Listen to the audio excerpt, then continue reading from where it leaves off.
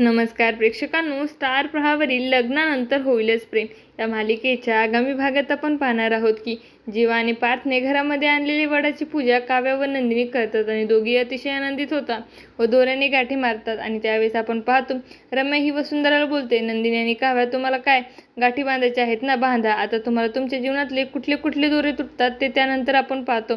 सर्वांच्या समोर वसुंधरा बोलते, तुम्हाला नंदिनी सुनबाईवर खूपच विश्वास आहे ना, तुमची खूप आदर्श सून आहे ना, कधी खोटं बोलत नाही, कोणाची फसवणूक करत नाही. आणि तेव्हा सर्वजण हे अवाक होऊन वसुंधराकडे पाहत असतात. तेव्हा रम्या त्या ठिकाणी येते आणि नंदिनीचे खोटे पोट घेऊन येते.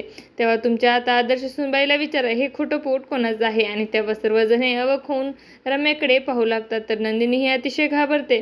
तर आपण पाहतो मानिनी व बाबाला खूपच मोठा धक्का बसतो. आता येणाऱ्या भागामध्ये नंदिनी ही आई होणार नाही हे सत्य घरामध्ये समजल्यानंतर बाबा व मानिनी काय निर्णय घेणार हे पाहणं अतिशय रोचक ठरणार आहे.